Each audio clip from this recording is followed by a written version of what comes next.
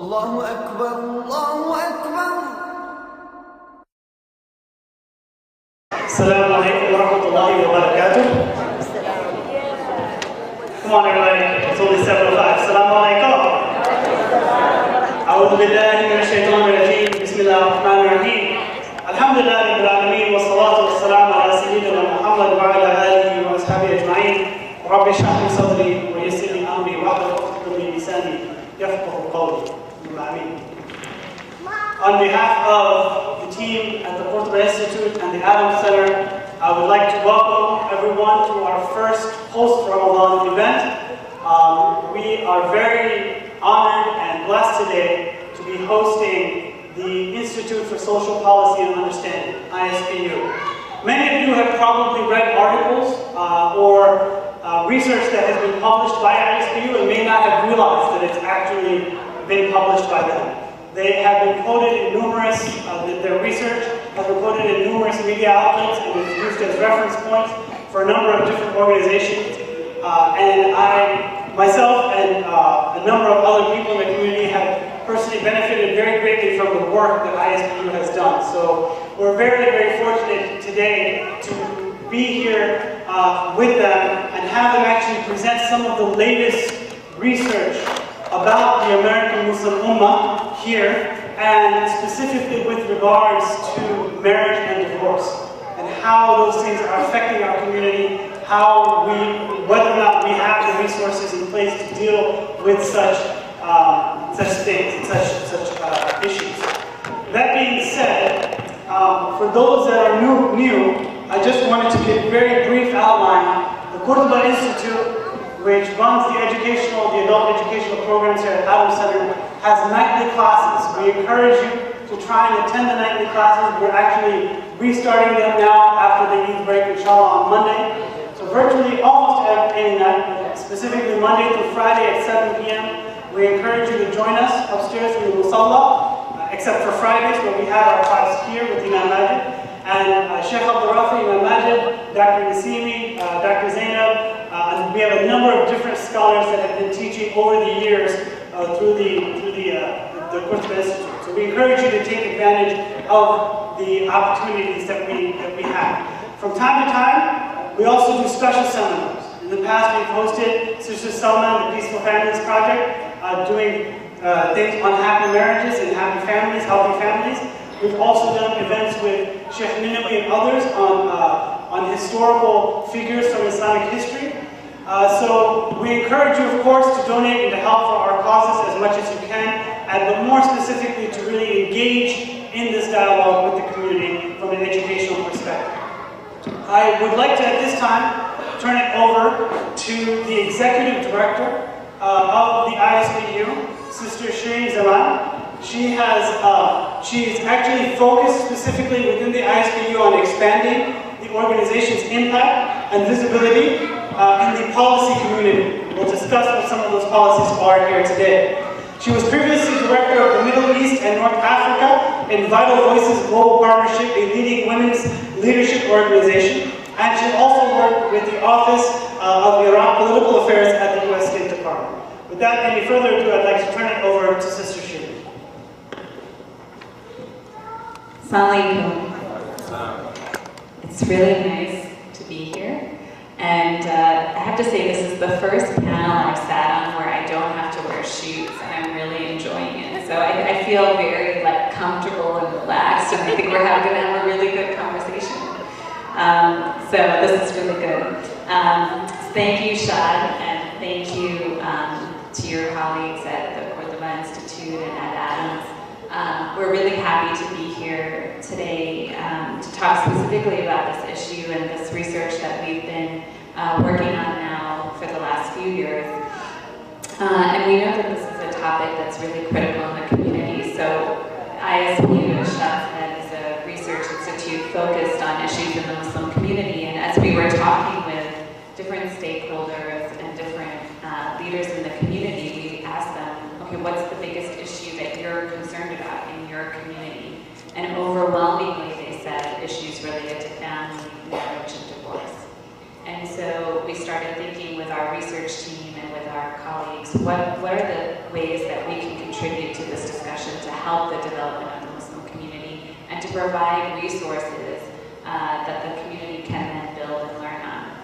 And so I really think that we have some of the best people in North America, actually, because Julie's joining us from Canada, working on this topic with ISPU. We have over 70 scholars affiliated with the Institute, and we have several scholars who are part of the advisory team and the research team for this project in particular.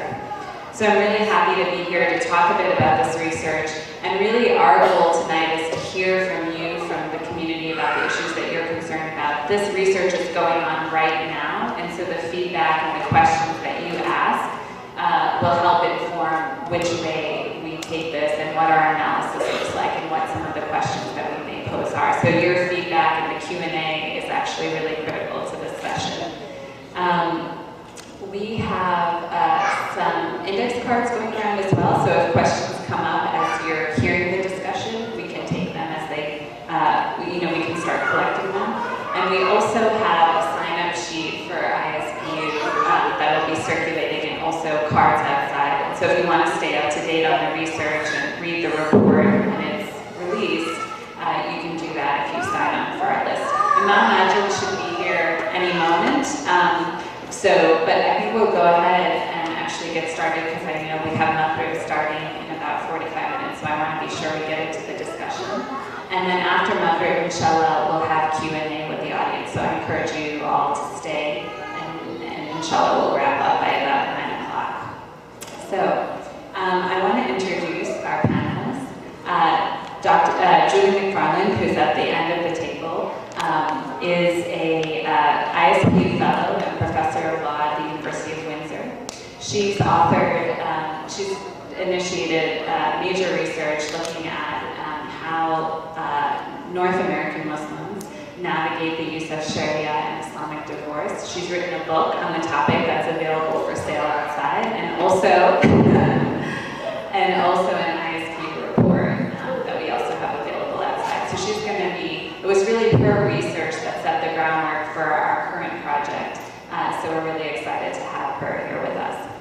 Dr. Minaj Danishpour is a professor of counseling and community psychology at St. Cloud State University. So she's come all the way from Minnesota to be with us this evening. And she's the senior advisor on our current project, and is going to tell us more about that, and also some of the work that she's done really working with couples in the community. And of course, Imam Majid doesn't need an introduction, so when he gets here, we'll just let him jump in. So I want to turn it, actually first, Julie, to you to talk a bit about the research that you did over many years. And actually, Adams was one of the sites where you did interviews and met with several people for your book. Your ISP report actually continues to be our top downloaded report. So this is clearly an issue that resonates with people. So maybe you can just talk about some of the key findings of that research and sort of some of the questions that weren't answered that will hopefully be answered in the next set of research. Thank you very much, Shireen. It's wonderful to be here again. I don't know if there's anyone in the room who was part of a quite remarkable sisters group meeting that I was privileged to sit in on when I came to Adams to do some interviews for the research. I interviewed a number of the imams here, but I also went to a sisters group meeting, which I have to say stands out as one of the most stimulating conversations I had during that period of research, because I remember that when I explained to some of your imams, not Imam Majid, but some of the other imams that I would like to be able to speak to perhaps some of the women about marital conflict and issues around marriage, and he looked very worried and said, oh, I wouldn't want to talk to you about that.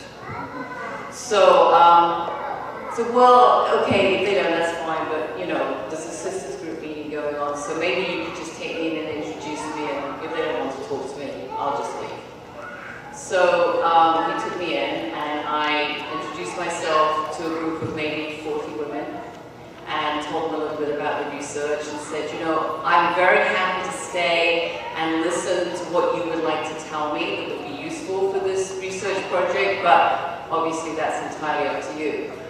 And immediately, about 10 people started talking all at once. And as the person who had introduced me was leaving the room, I think believing that I was kind of going to be marooned with these silent people who wouldn't speak to me, he looked astonished and lowered himself to a chair at the back of the room and sat there and listened in amazement. So, you know, I knew when I was doing this work that, you know, we're all ordinary mortals and we all struggle with issues in our relationships, and that includes our marriages. And one of the things that has been really rewarding about doing this work, and I'm very grateful to this community for letting me in to have these conversations, has been to see the extent to which people are becoming more open to talking about those difficulties and those challenges that are faced by so many of us, and to do that without moral judgment on people in terms of how they actually deal with them. My project was initially, because a good question would be, what the heck are you doing studying this subject, which actually is so nicely answered just now. I've always done a lot of work as a mediator and as a dispute resolution scholar, so I was very interested in learning about different processes that communities might use to come to terms with the ending of a marriage, to come to terms with divorce. So that was my initial point of entry into this world. And what I found in the course of 5 years of data collection, it took a long time to get people to come forward and to tell me their stories about their struggles in their marriages, and because the work that I was doing was principally about divorce, how and why and in what form they became divorced. As I gathered that data, there were a couple of things that really stood out to me. One was that there is a very strong desire among American Muslims, and I think probably within all of us, to feel like we do the right thing when we are facing conflict. And so all of the men and the women that I interviewed, despite the fact that they had eventually ended their marriages, felt it was very important to do the very best that they possibly could to keep those marriages together. And that was a responsibility they felt to themselves, but also to their communities. And as they were going through the process of ending the marriage, it was also important that the community saw them to be doing the right thing, to be talking to the right people, to including their families, to talking to their religious leaders, and to finding outcomes that were fair. And I have done other studies on divorce with other communities, and one of the things that was so immediately obvious to me was that, you know, divorce is in some ways the same phenomenon. It's a tragedy, it's a crisis, it's a challenge in every community. It's not fun for anybody. But at the same time as I was doing this, it was also being told me over and over again by the imams, by the social workers, by the therapists, by the counselors that I interviewed, that divorce was increasing in the American Muslim community, and that people weren't talking about that very openly, but they were really becoming alarmed and concerned about it. So the second thing that I think came out, and I'm happy to say more about this later, from the work that I did, was trying to answer the question, why? So why is divorce apparently increasing? One of the things that's one of the things that's so interesting is if you look back at the countries that people who now live in the United States came from originally, divorce is increasing in all of those countries too.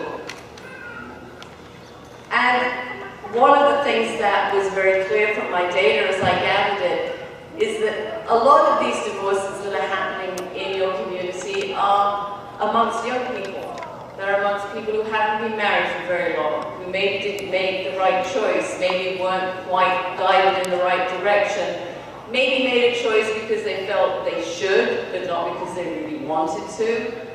And, you know, I can talk more about some of what the research uncovered in terms of the reasons that some of those marriages ended. And the greatest sadness of all in doing this work was the number of people I spoke to. The first question I asked everybody in their interviews was, what did you do when you realized that you had a problem in your marriage? What was the first thing you did? Who did you talk to? Where did you turn to? What did you do? And most people told me that they couldn't think of anybody that they could talk to about it. Now, as time went by, they eventually usually found people they could reach out to. But there was so little that they could look to for support that accepted, it's a crisis, it might not yet be a divorce, but it's a crisis, we need to do something about it. And so that was very apparent, and if you add to that the fact that many of these are young people in relatively short marriages who haven't really got experience with going through decades of resolving problems with a spouse and staying together, then I think you start to get closer to the reason that some of these marriages are not lasting. So I'm going to just leave it at that because you have had another person into the room since I began, and I know you're going to want to welcome him. But those are some of the most important things that jumped out at me, and again, it's wonderful to be back at Adams, and I'm very happy to answer all kinds of questions that people might have about this work. Sorry, we're going to have to do a little hot potato here, I guess. So thank you, Julie. I want to welcome Imam Majid. Thank you for joining us. And just maybe turn first to Dr. Danishpour, actually. Dr. Danishpour is now the senior advisor on our new research project that, again, like I said, builds on some of the work that Julie has been doing and really kind of getting at why don't we feel like we have someone to talk to? We don't have a resource within our community that we can turn to when we feel we're facing these challenges. And so maybe you can talk a bit about ISP's current project and some of the work we're trying to do there, but also your own experience in the community and the counseling work that you've done. Assalamu alaikum. It's wonderful to be here and be part of this conversation with all of you.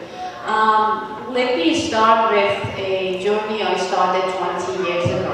I was working on my dissertation and I was trying to look at couples' relationship in Muslim community, looking at communication, problem solving, how do they negotiate their relationship. And my thesis, my dissertation committee told me, what are you going to use? I said some models that have been used in universities and different places in America, and I'm going to be using that to see what happens in the couple's relationship in Muslim community. They said, well, you're going to be comparing apples and oranges. How could you look at communication, cohesiveness, problem solving in a community that men are in control and women are extremely submissive? And when we talk about communication, when we talk about problem solving, we are actually talking about people that have choices in their relationship. And since women in Muslim communities don't have any choices, how could you do a study, a dissertation study on the topic? I'm one of those people that if you tell me you can't do something, I have to actually do that. And so I said, well, let's find out. Let's use these models and instruments and ask couples in Muslim community, what is communication and problem solving? An interesting result was that actually not only, and we hypothesized that women, for example, men are happier and more satisfied in marriages because they have more power, and women maybe not as happy. But what we found was that actually there were no gender differences in terms of stress level that they experience in the relationship. Not only we didn't find any gender differences in terms of stress level, we found the same level of communication issues, problem-solving problems, conflict resolutions, and then we compared it to American sample, and we didn't find any differences between the Muslim community and the Western community. So that got me very much interested. Actually, it became a calling for me that there is something about relationship that goes beyond borders of Eastern and Western culture. There are some pain that people experience, like Judy said, that it goes beyond borders and cultural context and religious affiliations. And so, I'm a clinician and a researcher and work in university setting, and my main calling for the past 19 years has been to work outside of the Muslim community, to talk about the Muslim community. I'm training therapists and social workers and researchers that are not Muslims and tell them about our communities and about our challenges. But one of the biggest issues that I have found actually both in Canada and in the US, talking to Muslim families, why is it that they don't go and seek help from therapists in their communities prior to getting divorced? They say, many women have said that as we walk into a therapist's office, automatically the assumption is if you are Muslim, then you are in a submissive position. And your husband is the one that is making all the decisions. And so automatically, they are going to be judged. I actually have to share this story with you. Somebody called me from Michigan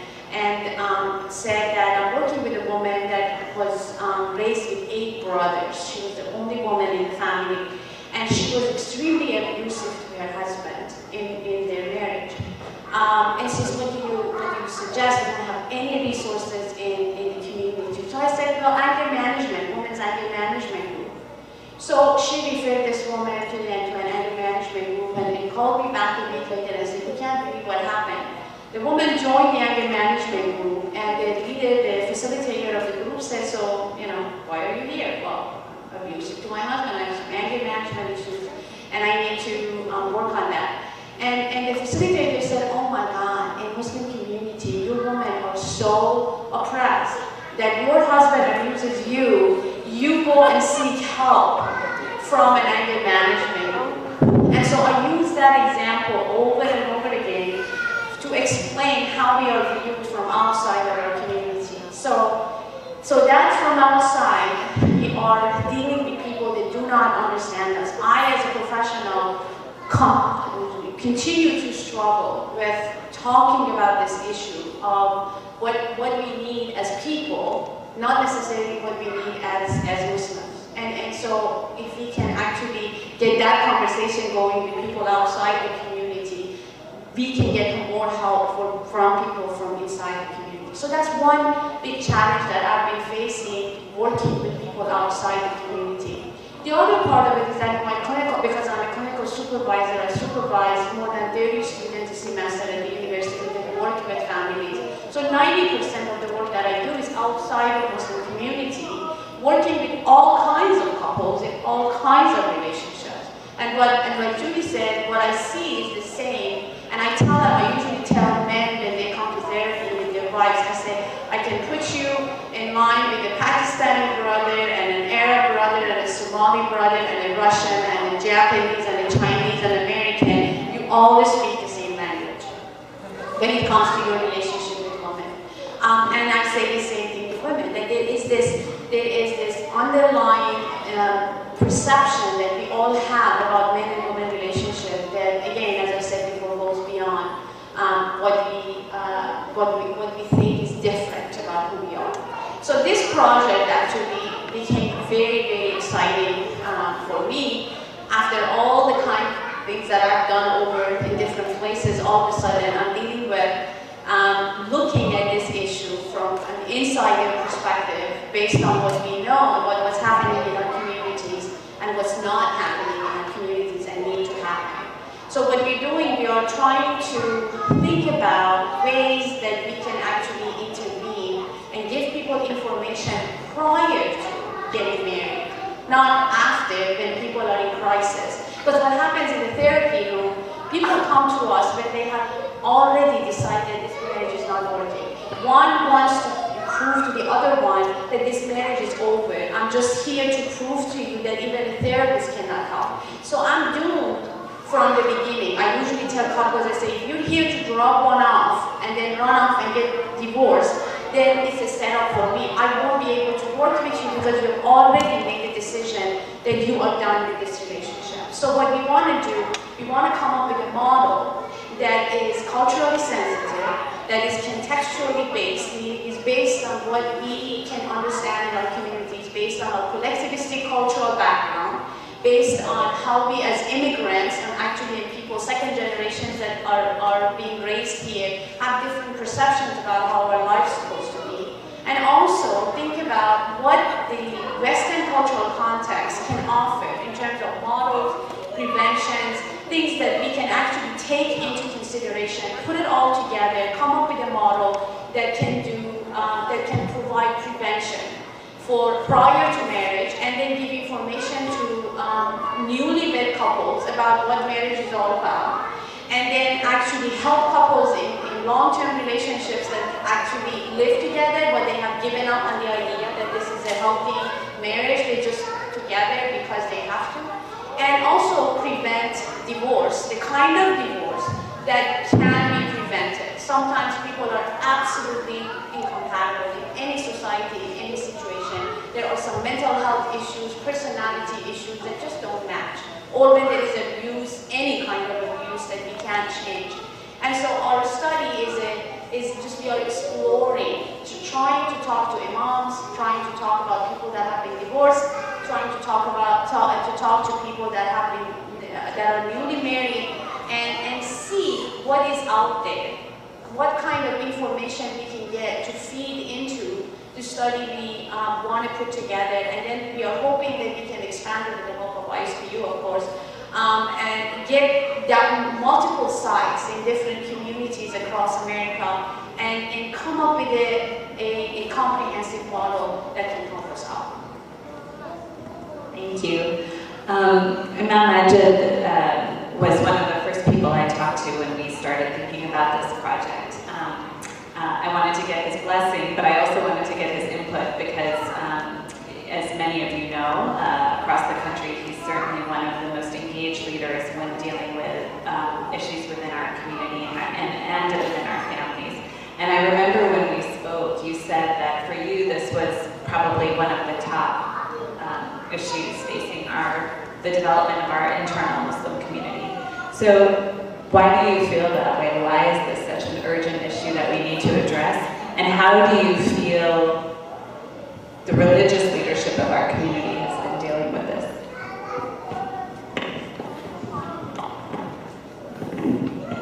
I'd like to welcome all of you to Adam Center. You've been a tremendous expertise in this topic. And I would like really to thank Sister Shireen Zaman and the Institute of the Institute for Social Policy and Understanding for taking the leadership in this issue. I do believe that the Muslim community need to concentrate on the social issues that really impact our family. Because if we're talking about building institutions, and if we're talking about building community, you have to think about the first unit, where really people experience leadership, experience this interpersonal communication. That one is really the first place where a person can learn all their values. Family in a Muslim community, it should come as a priority of every major organization in America. I talk about family in the broader sense. Now, my experience as an imam, that I see that sometimes we as individuals, we might have goals and objectives in our life. Very ambitious individuals. But can we collectively be successful, not as individuals? Can a husband and wife be together as family successful? Or the success of an individual has to be at the expense of a family? That's our first question for all of us. And you see many times, I like to speak about second generation, because I'm very passionate about second generation, that our success individuals have to intersect with our success as family. Do our best to do that. That doesn't mean, by the way, if somebody marriage failed, that means that's failure. Doesn't mean that. Because somebody might try their best to keep a healthy marriage and make them not work. Therefore, it's not a reflect on the failure of individuals. I'm saying that the effort being given in sustaining one career and so forth has to be given also in sustaining marriage. As the doctor has explained, the issue of incompatibility, mental health, abusive relationship might occur and cause a restraint. That's why that's now allowed in legal marriage. It's not a taboo. But prevention is supposed to be focused on a healthy relationship. How can we build a healthy relationship? How can we create an environment where everyone in the marriage, in the relationship, feel that their needs be met. Their respect as individuals have been fulfilled. Their dignity and honor have been preserved. That also come out. Now, there's something about the model that we're talking about from one community to another community and the cultural context. If you talk about American context, in American context, we being told, I'm going to quote here, that we've been told that your success as an individual is individualism. But America has a lot of effort in family values. Therefore, the success of an individual as a father, as a mother, as the husband and the wife, that's also part of this self-actualization. Therefore, we have to look into the issue, in my humble perspective, in three dimensions. One is from the perspective of religious view, what Islam teaches each one of us in fulfilling the role in this dunya, in this life, as the Khalifa of Allah subhanahu wa ta'ala. What that entails?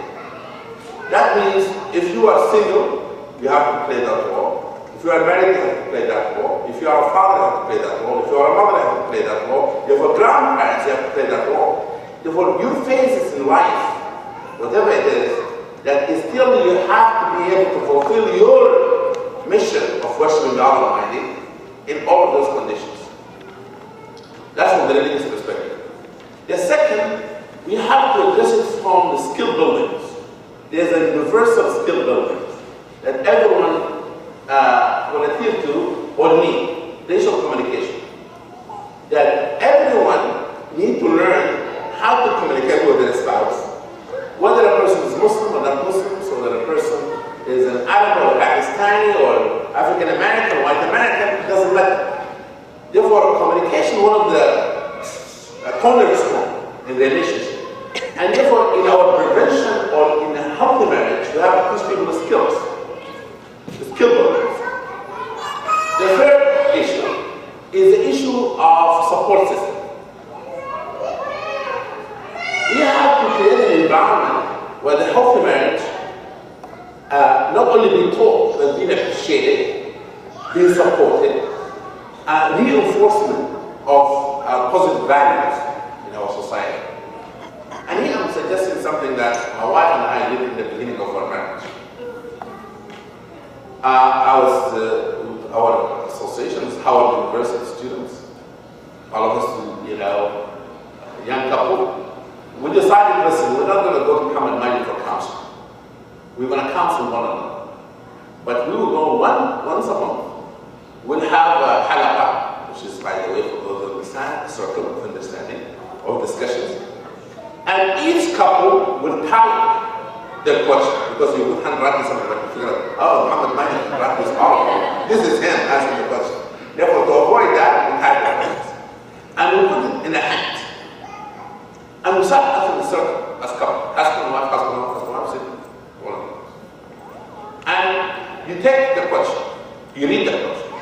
What should I do? My husband did this and that, or my wife does this and that and that. And then we have discussion about this. And we come to know that every one of us has similar issues, and and it was so great to hear the other people talking about the issue. And it is not Muhammad Majid or XY or Jawahari who's the one giving the counseling. It becomes a support system for us as a couple as well. And therefore reinforcing positive values, recognizing the pain of one another. Sometimes people say, how could you use pain with marriage? Trust me, sometimes there's pain in relationship. I counsel people. And by the way, I'm happily married. If any one of you go and say anything to my wife other than that, you're going to talk. Sister Afifa, I said that on record. I'm just kidding. It is important for us to understand that we can share some of the struggle, because in marriage you have to give your best. There's nothing that makes you more vulnerable than in marriage. Honestly, not your job, not the college, not the most vulnerable relationship ever you will enter in your life is marriage. Why? Because you invest anything in it, everything. And you said to the other person, this is me. Cherish me or crush me. You know what I mean? And you put tremendous trust in the other person. Therefore, when we counsel people, so that they don't make the Jum'ah khutbah at the scale to make it interactive discussions, not to dominate the discussion. But my point really into this, that because of this vulnerability, there's a lot of energy being spent in relationship. I trust me, unless there's something wrong with the relationship, but most of you sitting here, you have spent more energy in the relationship, more than any job that you have, more than anything. Because marriage is not about just husband and wife. How about the children coming along? And all hard work. You know what I mean? And therefore, a person has to really appreciate the fact that marriage is part of the maximum effort that a person does in their life into showing love, showing care, take a lot of energy from one person. And finally, I would like to say, if you look at counseling, I'm 100% for that. I just came to appreciate the marriage. And always, I tell the couples, the session that you have, even if you have one session, I wanted you to write it down, be part of your marriage diary. Because whatever you're going to say here today, some of it may be romantic, but because you love, tremendous love. Write it down. You need to remember that day you sat in my office. And the first thing I asked him, I asked him, what are you doing? Why do you marry this guy? You find it? Why this guy? Why are you marrying this lady? And the thing they say, I married them because we're committed. I married them because they're caring. I married them because it's loving. I said, write it down, because this is your expectation of them. You have to live up to this. You said this about each other. Then you need to re-examine this as you go to your marriage. It says, is it the same? What happened? You say it's loyal. He says, what happened after 1 year? The evaluation, the examining of the relationship always is good. Difficulty, hardship in marriage, supposed to strengthen the marriage. Take every challenge as an opportunity, not an absence. Stop here so that we learn. No, that's okay. Thank you. You actually started talking about the topic that I wanted to start with now. And Imam Majid started talking about premarital counseling and the things that we should think about, I think, before we even enter into a marriage. And I think the idea of your halakha and even premarital counseling, none of these are really ingrained in our institutions or even as we're seeking marriages. I mean, I got married 8 years ago. Nobody even explained the marriage contract to me, So what are some of these things that we should be thinking about in terms of before a couple is even married or as they're considering marriage, and how can we do a better job of ingraining that into our institutions and our culture?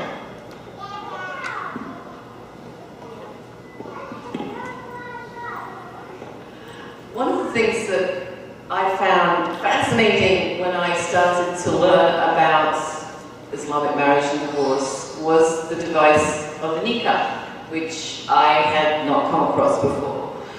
And the nikah has this incredible potential, this amazing promise for being a really useful way for couples to negotiate with one another what their expectations are going to be.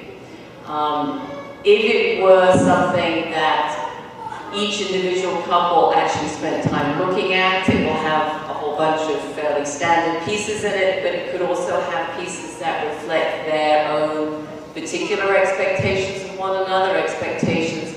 I like what Imam Majid said about sharing success in the marriage. That was a constant cause of conflict in the interviews that I did amongst younger men and women, because there were so many adjustments they had to make generationally to enable women to take the place that they are increasingly taking in both an educational and in a work environment. And that was a very complicated adjustment for some people who just couldn't do it.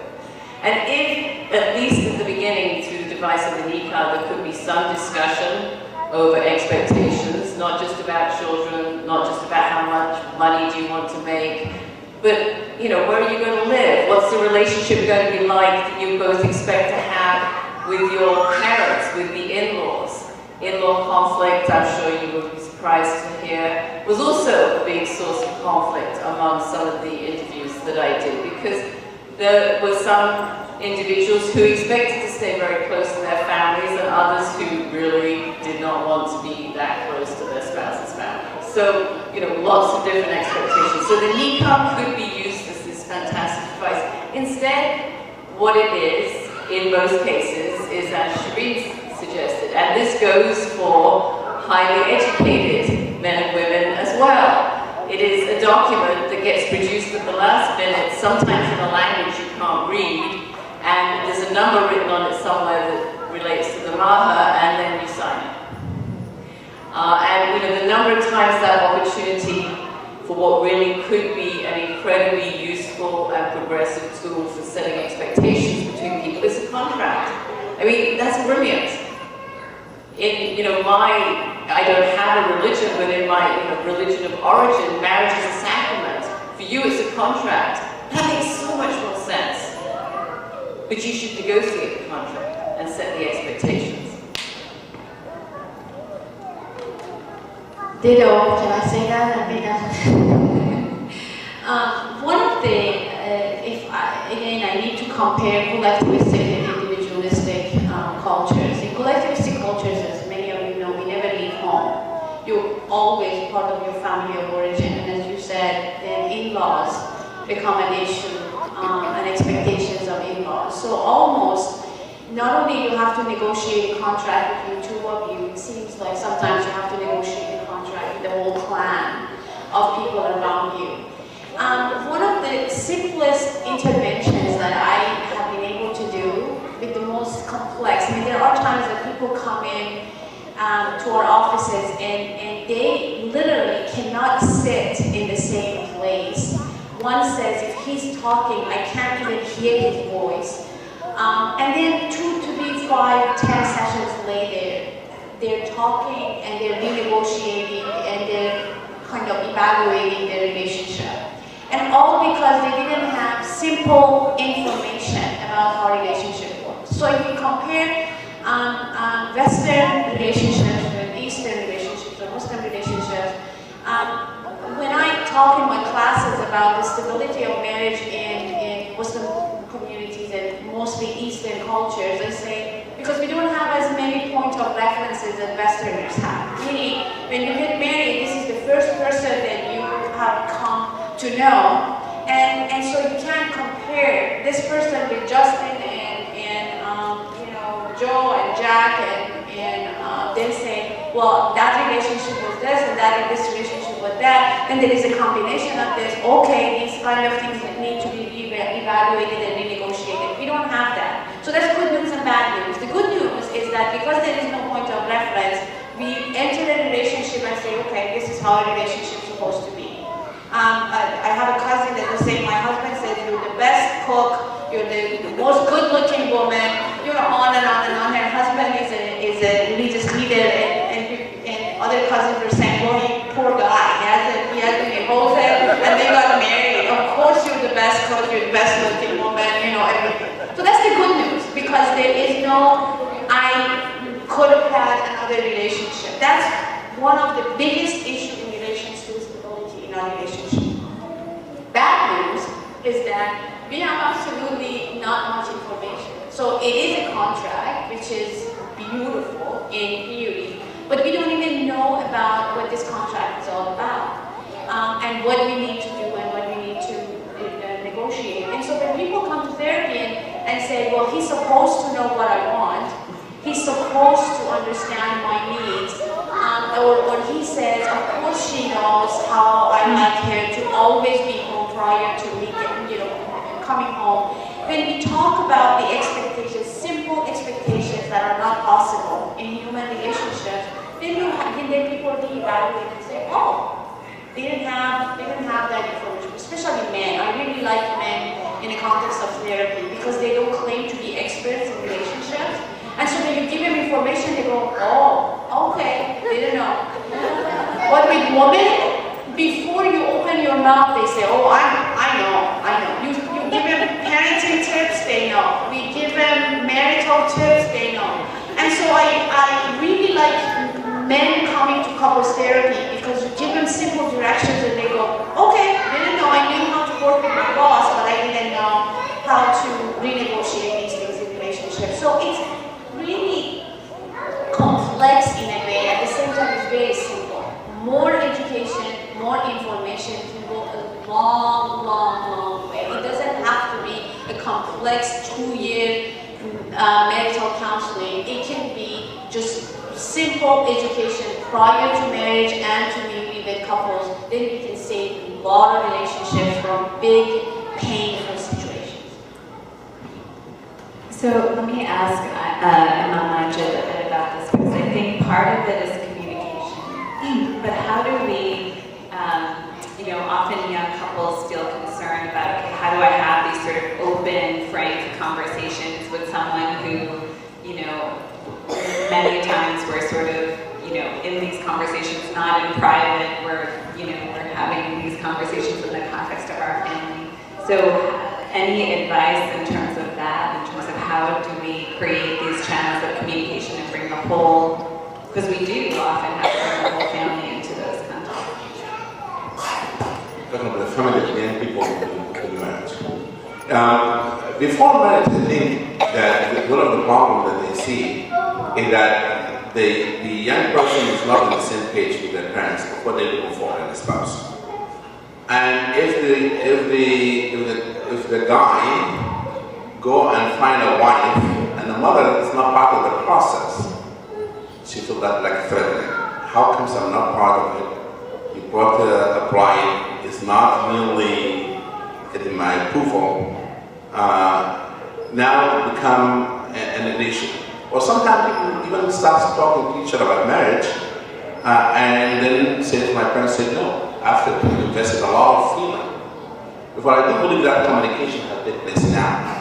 Today, as I spoke to a couple, I don't know if they are here, that we're going to establish a program where we're going to invite parents who they're looking for the children to get married. We're going to talk to the parents first. What do you look for? And then we talk to young people. Because in some culture, really, that's the issue. Therefore, we need to involve the parents in the discussion. But I would like us to address the issue of the expectations, which is part of this issue. There are 3 things that help you to avoid when you the counseling. Number 1 is the external expectation. And this external expectation, that expectation does not come from the spouse, husband and wife, but it comes from outside, whether from in-laws, or your colleague at work, or the cover of magazine, or the person next to you in the gym. All of this expectation impact the relationship. Am I correct? Even if I'm correct, I think I'm correct because I counsel people. Now, there are certain expectations usually when there's a growth happen to one of the couple and the other person not involved. A person starts to become more religious, his expectation or expectation changes. A person become more famous. Now his surrounding get into his head, then he's expecting. Or a person become now work in different environment where the other women say, oh, you look strong, you look good. You know what I mean? The expectation of his wife changes. Those external expectations is a threat to marriage. Where people have to stick to the expectation that come from both, not from a third person. As well, of course, there's some men get married and they don't realize that when women get pregnant, they gain weight.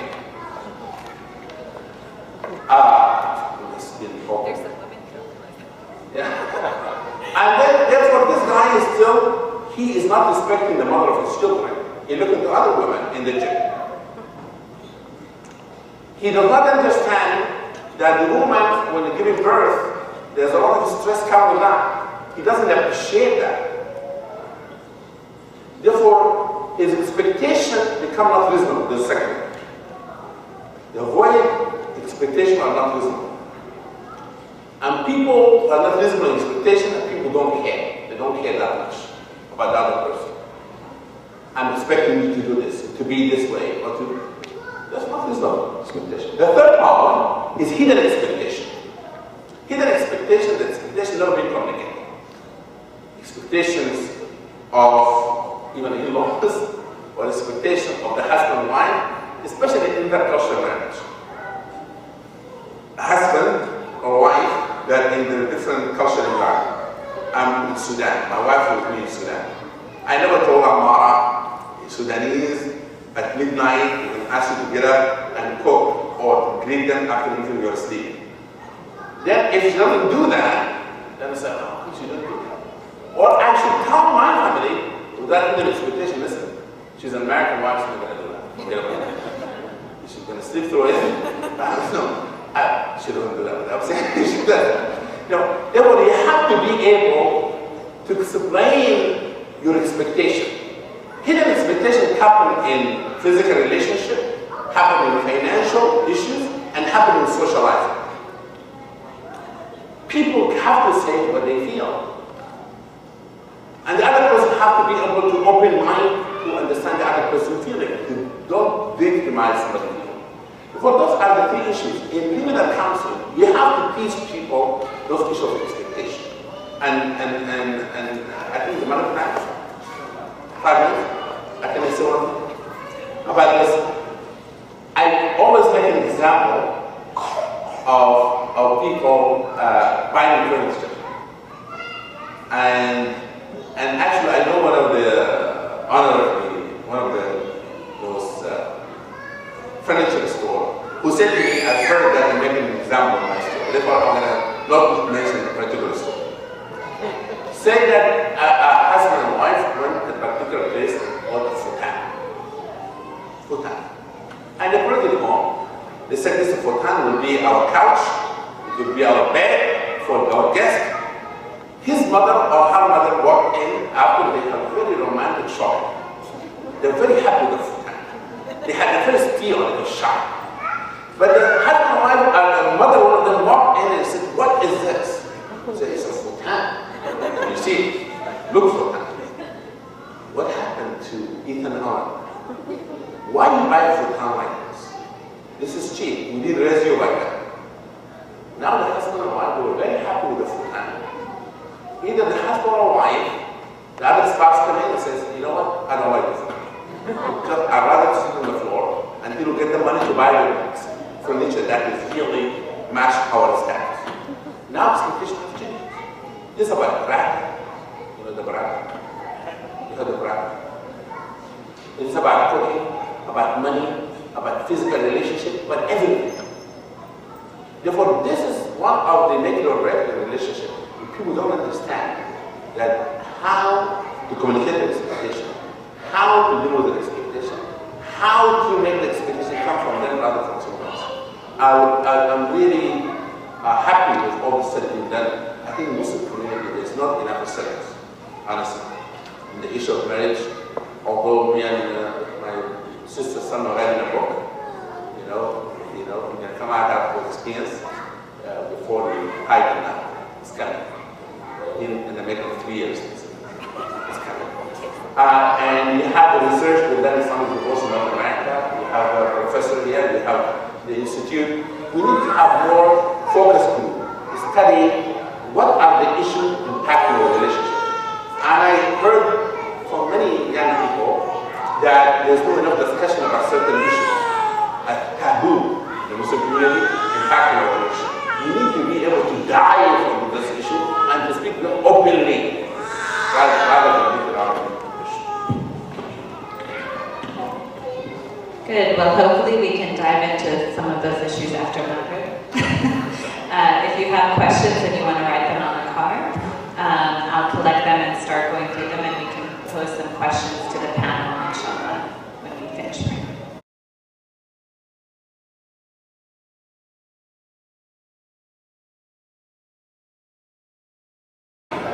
Okay, we have some good questions here, so I think we can get started. And I have some colleagues in the back.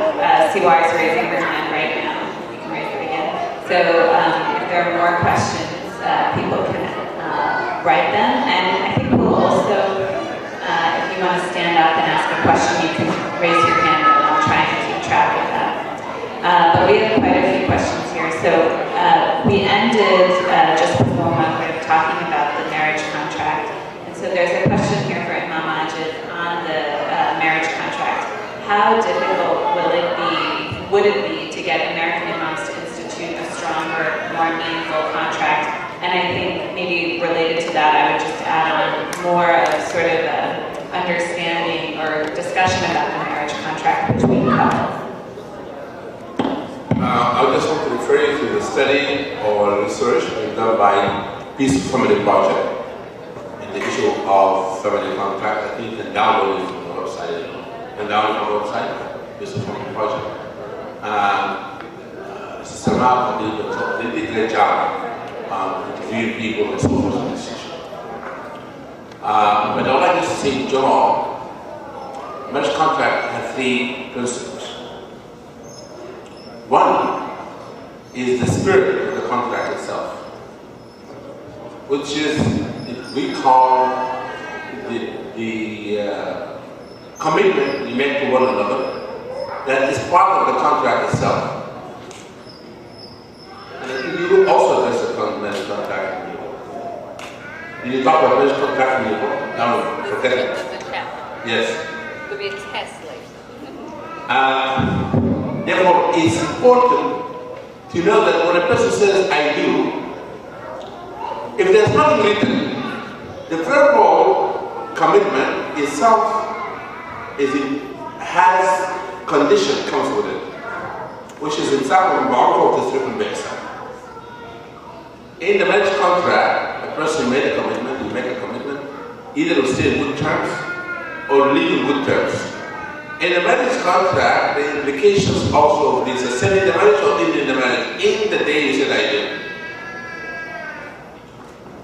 This has been explained in premarital counseling. What it means when you sing vows.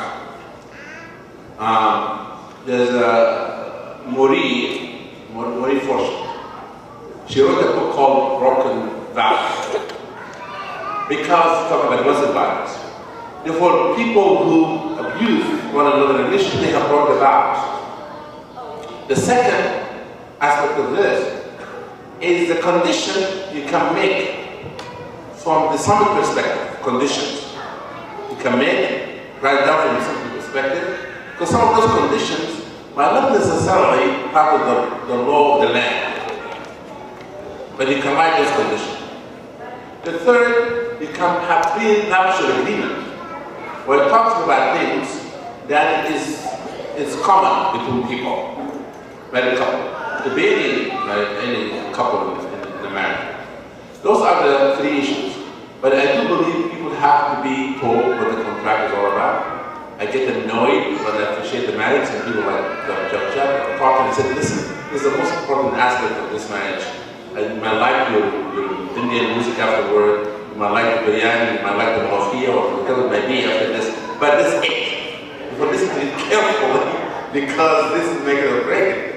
That is a commitment you give to one another before everyone sitting there. But I would just want to refer to those studies, and in Adam Center, if you use, there's 11 points written in the premarital contract that every time you officiate the wedding, it is written there. Some of those conditions. Thank you. This is related to counseling. So I'll ask maybe Dr. Danishpour and then anyone else. So there's a question, and I think there is definitely a taboo in our communities of seeking counseling. And so there was a couple of questions on, how do you have any advice for someone who refuses to get counseling for ongoing problems, or how do you help deal with a spouse who's suffering from sort of past challenges in relationships and, that's impacting the current marriage? So how do you encourage people to actually seek counseling, especially given some of the taboo? It's such a good question. It's not just the Muslim community. It is very difficult for people to go to someone and say, basically, I don't know how to be in a relationship. It's difficult for women because they have to actually admit that one thing that we're supposed to be really good at, we're not very good at. And for men to go in and become vulnerable to someone, an outsider, telling them how they need to reevaluate the relationship. And so this is not a Muslim community problem, even though we may have an exaggerated worry about outsiders' perspective about what's going on in our relationship. Actually, I was in Iran, and they asked me at one of the clinics, they said, we have a problem bringing men to therapy when they talk about couples therapy. Can you give us some ideas on how to bring men in? And I said, so what's the percentage? They said, well, 20 to 80% women, 20 men. I said, well, in the US, we have 17% men coming to therapy, in couples therapy. So it goes beyond the communities. And if you neutralize it and say this is a relationship issue, that people have a hard time going to counseling, then people, it becomes normalized and people look at it differently. The other part is that when we have a migraine headache, we go to a physician and say, I don't know what to do about this. We go to a religious leader and say, so I'm really having some faith issues, can you help me with that? Some of us went to school thinking that we can be helpful to others and have some ideas about how to make the relationship work. And so it's just that normalizing the idea of seeking help doesn't mean, because unfortunately mental health, when it comes to this, that's why in many of the collectivist culture we psychosomatize. If I say I have a headache, it's much easier than say I'm having a relationship issue with my spouse. So we have to take away that stigmatization and say, let's go and see what's going to happen. What I do, usually women come to therapy and say, you won't ever see my husband. I have to figure this out. He said, you're the crazy one. You're the one that's having problems, go seek help. And I say, okay, this is what I want you to tell him when you go home. I say, I went in, talked to someone, and that person said, I heard your story, but I know there is way more to the story than you're telling me.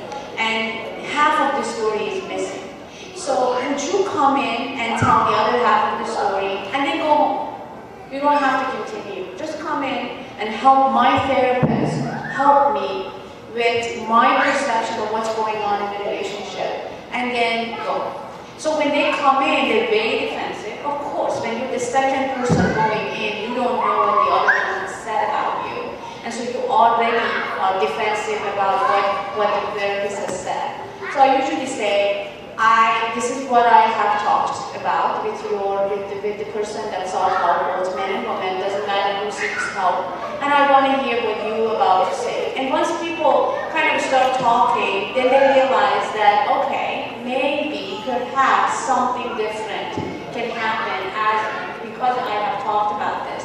And then we can go from there. So it's a difficult process. We have to do do something about it, and normalizing it is the best start. Just one thing I want to add from what I saw in my own research, and I saw this same phenomenon that's being described here, that there is a reluctance, which I agree, I think is widespread, not just within the Muslim community, to seek outside help and counseling. But I do think that there is an additional barrier for the Muslim community because there is, as was referred to earlier on, a great deal of stereotypical conceptions held by therapists who are not familiar with the Muslim community, in particular about the male-female relationships. And I certainly talked to a number of women who would not go to counseling because they were worried about confronting that stereotype.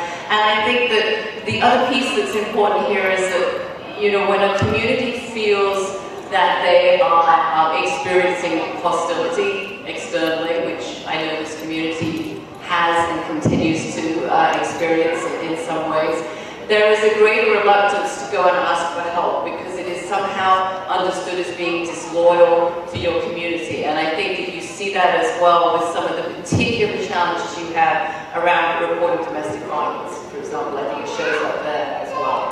So I would say that there really is a need for you to develop people within your community that you will feel comfortable going to, who won't hold those stereotypes and who won't feel like somehow it's an act of disloyalty to turn to.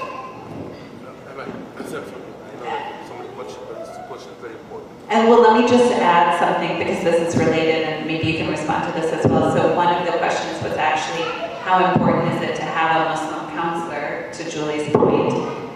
But also Dr. Danishpur has mentioned, like, sort of talking about these as relationship issues in some ways. It shouldn't really matter whether it's a Muslim counselor or not. So I think, you know, it could go maybe either way. So I just wanted to add that in there before you responded.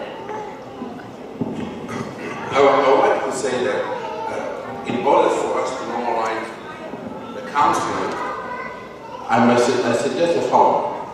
First, imams or teachers in our masajid should realize where they can help, where they can ask themselves for help. They help them with the counsel they're doing.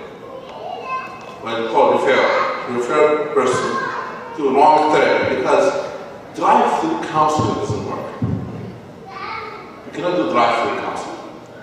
Someone after Jum'ah said, brother, can I take you for? Just give me 2 minutes. That's why my wife and I are about to get divorced, and we have a problem with my mother was in the house, and I said, no, this is 2 minutes. This can't be 2 minutes. And if I say, let's pray about it, prayer is good, but we have to really seek the skills. There's no one who prayed more than Rasul. Don't you agree? No one has prayed more than that. But yet, he couldn't convince his wife Aisha to agree with him, and when they had a disagreement, he said to her, Aisha, let's look for a mediator. Somebody will sit between us, a third person. She said, okay, you choose a mediator. Rasul said, I choose Umar. But Aisha said, I will not accept Umar to be mediator. Then he said, how would I be your father, Abu? He said, I accept my father to be mediator. The father comes in, our Rasul did not take the father on the side and say, listen, let me tell you something about you. This is you to put my place, you need to do this now. She's talking to me, like some people do. Whether I want you to talk about my wife, I want you to tell her this, and that, and give you the list. Please, when she meets with you, tell her that, tell her this, tell her this, tell her that, no. You give me the list of what to say. If you don't say that in counseling, brother, that's not what I agreed on. I didn't agree with anything with your brother or sister. Now, therefore it's very important that you know Rasul himself from it. I don't know what Rasul came, the therapist has to, or the counselor, have to tell them, you have to be respectful language, you should not abuse one another, and so forth. But yet, something will come. Somebody is angry and they say something. To try to mediate this issue and to focus on the issue rather than the language. Before she said, قُلْ وَلَا تَقُلْ إِلَّا حَقٍّ. start by telling them the truth. Say that to something. Aisha, her father said, what are you saying? He jumped in. Prophet said, my dear Nabi Karayam, we didn't believe in this. I want you to look at the letter. Ignore this one.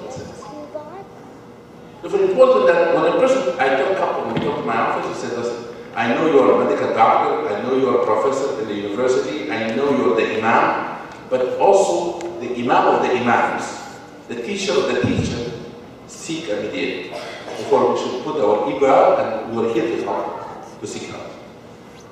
I don't know if Allah has the disagreement was Fatima, who went to the masjid.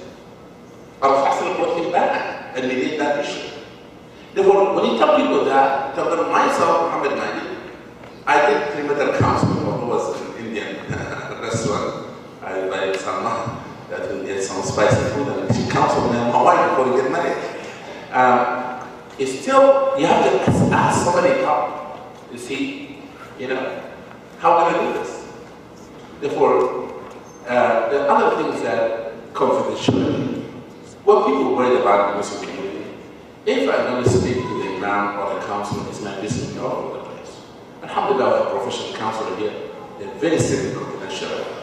They don't ask, they cannot share any case with you, a name of someone, unless you have a release form to say, yes, you can talk to Muhammad. That is what we need in our community to tell people to the show so they can have. The third issue, I'll stop here, is that we should encourage members of the community to go for counseling.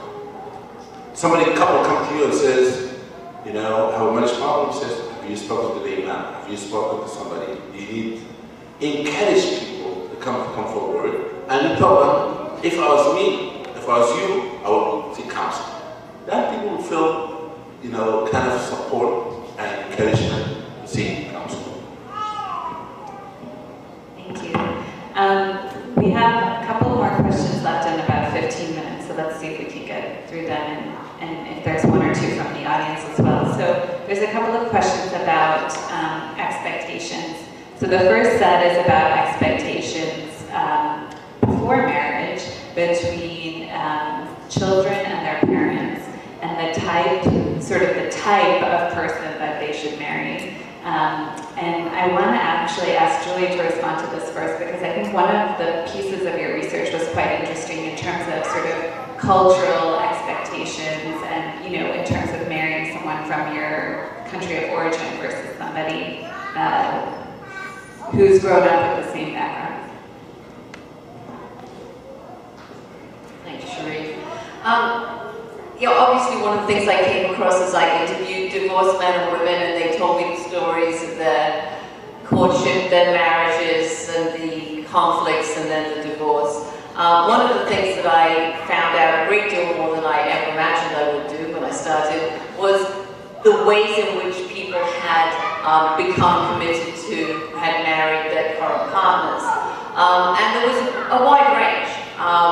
There were young people who had, had a very significant role in making their own decisions. Sometimes that was a decision that their parents were not comfortable with. That often meant that there were continuing conflicts because, as we've already said, when you're trying to marry two clans and one clan isn't really sure about the other clan, then it is quite complex. And this went across the spectrum of, various levels and extents of choices and freedoms. All the way through to what are often called transnational marriages, where the parents would consider that it was most appropriate for and most of the cases I interviewed were girls, daughters, to be married to someone from their country of origin, and so they would bring a man from their country of origin, often somewhat older, basically somebody who inhabited a parallel universe to this young woman that they were now coming to North America to marry. And the stories of those marriages were absolutely heartbreaking because of the extent to which those young women and sometimes men felt that they were letting their parents down because the marriage failed. So, I think that when it comes to expectations, there are so many adjustments that are having to be made, and they are a little overwhelming. There are the adjustments huge adjustments around gender roles, which have changed enormously from my generation to my daughter's generation and will change again. There are expectations around education, and that showed up a lot in my data. Expectations around work. You know, just briefly go back to the idea of the nikah. One of the things that I was told consistently by women who were now divorced was that the reason they had not negotiated some of these expectations at the time of their nikah was because they assumed their husband thought the same way as they did. But they found out that he did not. Or at least when the marriage became conflictual, that was no longer something that they could take for granted. So the second set of questions is around expectations once the marriage happens, and sort of expectations around interaction with the parents then. And so I want to ask them both because I think they're related to each other. So what kind of advice would you give a spouse who has trouble managing all their roles, the father role, the husband role, and the son role at the same time, or vice versa? Husbands who are caught between allegiance to his mother and his wife, explain in light of the hadith, your mother, your mother, your mother, your father. The second question is related, I think, somewhat to this. How do you manage, somehow the wife is being put, so I'm going to say, how do you manage your husband's, well, I guess it works better for wife. How do you manage your wife's expectations of independence, so minimal interaction with in-laws, with your responsibilities towards attending to your parents? And then, I think this is a good question. The Prophet ﷺ did not have parents when he got married. So how do you look for practical examples for wife-in-law relationships? He's scratching his head, so let's see what he comes up with. Okay. The issue of mothers and expectation of mothers of her child and expectation of a wife of her husband is an issue that comes a lot in my counseling. And the problem with this, that you have to remember with few mothers sitting in this room, or fathers, there's some people don't let go of their children completely when they get married. I just try to be nice and be gentle, okay? They don't let go. It still is my baby, my child. I said, he's really have children now. He's not a baby this time. Okay, he's grown up. But the mother is becoming in competition with the wife for attention. And the wife doesn't know what she's walking into when she gets married. Before in my clinical counseling, in premarital counseling, I said to the couple, you have to look to the relationship what I call social gravity. Social gravity. Social gravity. Okay. Look at the circles. You want to put it paper? I'll hold the microphone. This is how it looks like. There's a universe, physical universe, and the social universe. This is how the husband and wife here. Everyone, they have to be in their own orbit. They are a support system, but if the parents get out of their orbit and collapse in the orbit of the husband and wife, you have a universal crash. They have to stay in distance, but they have from gravity, that's the support system. Therefore, they have to maintain their independence, the husband and wife, without neglecting the life of their parents. The wife's husband, so the husband first, is a person who strikes the balance between the life of his parents and the life of his wife. Cases, people come to me and say, my mother. But his mother is abusive to his wife. I said, brother, would you agree that your mother had called your wife names? He said, yes. I said, then why you believe that your mother in this situation? It is your mother, your mother, your mother, by preventing your mother from being punished in the day of judgment because she committed injustice to your wife. Tell her that please don't abuse abusive language. And you will not be disobeying Allah. You'll be helping your mother her life to come, helping her to be a better person. Or an abusive relationship even from sibling, his own sibling or his wife. You have to strike the balance between the rights of them. And when it's abused, you have to draw the line. Now, one of the issues that I see if people are using religion, Islam, very convenient. They throw a hadith at you. When they wanted something, it says, Rasul said that. You misinterpret the hadith, you misquoted the hadith, it's a misinterpretation of the hadith. Therefore, people have to be educated because this is called religious abuse. Religious abuse, when a person uses text to manipulate the person and to try to say to them, this is what the hadith says, you have to listen to me. This is wrong. I forget that other question. It is this one.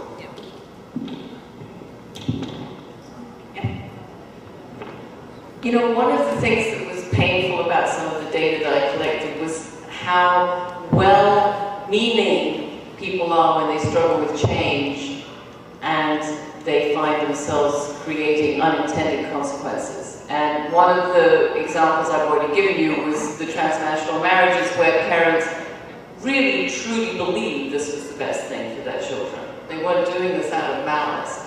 Another place that I saw this happening was in relation to the interaction of families. Many people told me stories about the involvement of their families or their in-laws in trying to resolve their marital conflict, which had completely counterproductive results. Now, nobody was meaning to, do things out of malice. Everybody imagined this was the appropriate way to do it. But this is another part of the adjustment. It's another generational adjustment. I think that the young people who are marrying today, no matter that Islamic family culture is still collectivist, nonetheless they have a yearning for an independence and a space and a distance within that model that wasn't necessarily expected or assumed by their parents. And again, everybody has good intentions, but sometimes the intervention of families does not have the result that everybody hopes that it might. I think we have time for one last question. I think Afifa had a question. Oh, okay, and then we'll take the question over here. I'll bring you the mic.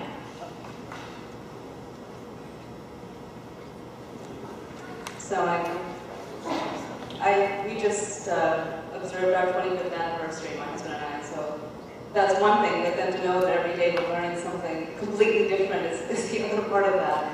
But I just wanted to pick up on what you all said about basically it takes a village for a marriage. And I think even more important to that effect is instead of putting all the onus on the husband and the wife to talk to the mother-in-law or talk to so-and-so, we need to figure out how to get those different elements to this room or to the table. So whether we, for example, some of the work that I do, we look at family planning, right? And we realize in many societies, the one that makes the decision about how many children a family will have is the mother-in-law. So if the mother-in-law is not involved in the family planning discussions, you're targeting the wrong person if you're trying to get, contraception use or whatever it is. So the idea that we need to look more, I think, concertedly at the different elements that are part of this village that we have and truly target them in a good way. But, we were joking here that we would have a mother-in-law panel made up of Salma, Zainab, myself, and Carrie, who are now the new generation mother-in-laws, who could sit and have what you were talking about, the health idea, but really to focus on what's the mother-in-law's role. And why put that on the husband and the wife to figure out and try to fight for themselves when actually we do have the resources because we are those people. And the other aspect of this is the youth. I have teenage sons and so on, and I've had very frank discussions with my son who says, what's the point of marriage anymore anyway? And it's not theological questions because he's seeing so many divorces. He's seeing, and his conversations with his friends is, what's the point? Why should we get married? If you love somebody, you can go down that path, but the point is those are honest conversations that our youth are not allowed to have, or we're not giving them space. So I just wanted to put forth the idea of creating those spaces that are already there or may not be there, but then also to address those spaces in a more, and this is the kind of research-based type of work we need to do, where you create a curriculum, where you have Sunday school starting with grade whatever, talking about not just marriage is good for you or it's the sunnah, but it's tough, it's hard. And Carrie was saying her 6-year-old said how at 6-year-old, I'm not going to get married because it's too hard. So and it's true. And I said, Carrie, you should have asked her, what do you think is hard about it? Because the 6-year-old already has an idea. So this, just from personal experience, that I would like to have my siblings be in a conversation about marriage, about my marriage, if it needs to be, because they're a part of that support network. And I think we forget, or even though we talk about it, we don't include these elements in a way that it might be more useful and constructive and meet the needs that you're saying about skills and about religiosity. So I just wanted to put that on the table. Thank you. And we're ready for a panel when we want us. That's I like that. I love that idea. That'll be the next thing we plan. I think there was a question. And I think we'll take this as the last one and then wrap up our next show. Thank you. I have a question Just put it down. The question is keeping the balance between a parent and a wife. The thing is mostly in a Muslim world, mostly from a religious scholar, we hear so many things about respecting the parent. Mostly, and as compared to wife, that is not that much.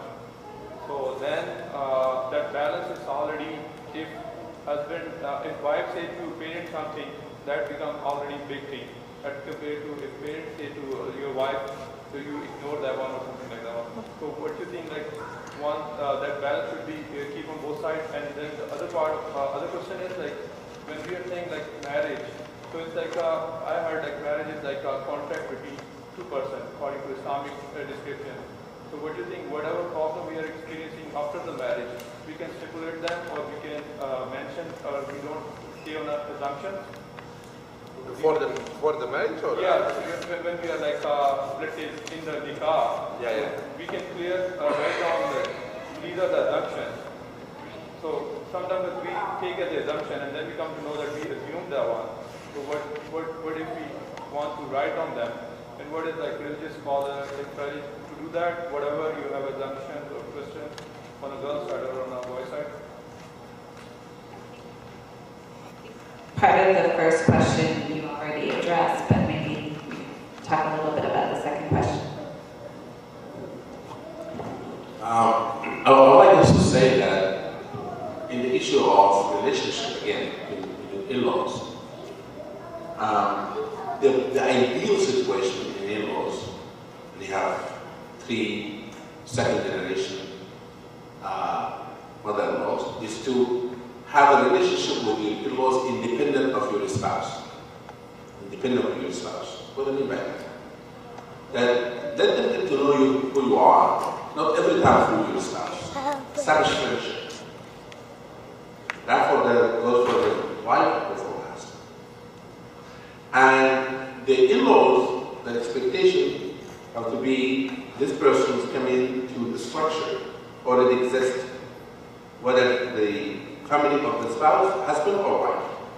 We have to be able to accommodate them, be open-minded, to invite them in rather than create expectation of them.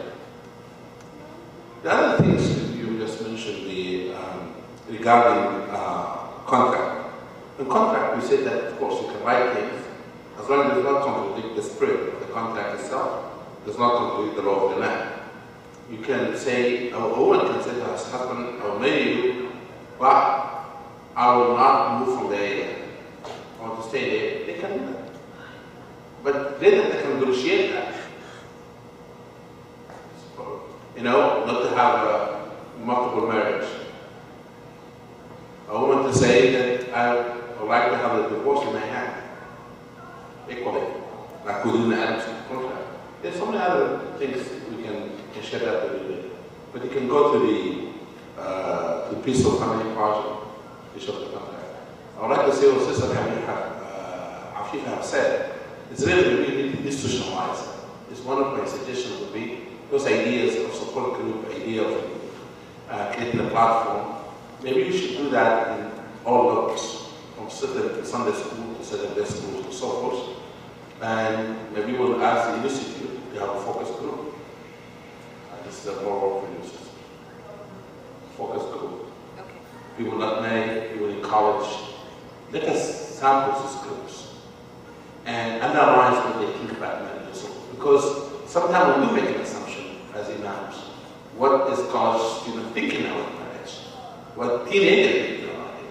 But we never create a platform of focus group. We're teaching the same thing. But we need to have continual refreshing our data by having focus group and inviting people in, with new mother with walls, to ask us what's happening in your wall.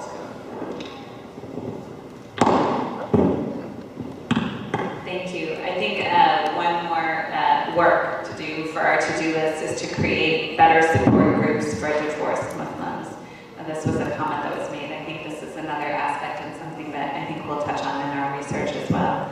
So I wanted to just give each of you, if you had one final 30-second closing comment. Okay.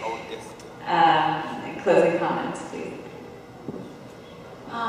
One closing comment is that marriage is the hardest thing we do in life, but the funnest at the same time. If we look at it as marriage is a growth-making machine, we call it in therapy that if we really invest in the process of learning and growing, we learn so much about life from our in-laws, from people around us, cousins, and other people that we are related to. What happens is people that love us and they are related to us, they cannot be look at it from a distance and be kind of neutral about our relationship. That's why therapy works, because the person that you go to has no loyalty to you or your spouse. It's someone outside of the system. Nevertheless, it's we have to think about marriage as a growth-making machine, and sometimes when you're not growing, we need to end it. And there shouldn't be any stigma with that process when things are not working and people are not changing. Thank you. So as you look around and you realize that more and more people in the Muslim community do get divorced, their marriages do end in divorce, you see, I'm sure, in your own life some signs, as I have spoken about, of pressure on traditional arranged marriages and indeed on traditional courtship. You see this changing role in the family, because despite the importance of the family in Muslim culture, there is increasingly an independence to younger people on what they require in terms of family support. You look at the new role of women in education and employment outside the home. The very worst thing you could do is not to talk about this stuff. And one of the reasons that my own project was so incredibly worthwhile for me to do was the difference that started to emerge, and this is the difference that ISPU now and my NGO taking forward in the ways that people are willing to talk about these issues. These are issues for every community. They're not just issues for your community. And you have an opportunity to be dignified, respectful, tolerant, and all of the good things that come out of talking about it. But the first step is to talk about it openly. And for that reason, I commend all of you who are here today willing to talk, and I hope you'll go on doing so. Thank you. I want to thank you all again, and thank you, Imam Majid and Cordoba and Adams, for hosting us. If you haven't already, please do sign up for our email announcements. You can stay in touch about this research, and there's also, I think, on your handout, different ways you can get involved and support the work. So thank you all again for being here. And Allahu Akbar, Allahu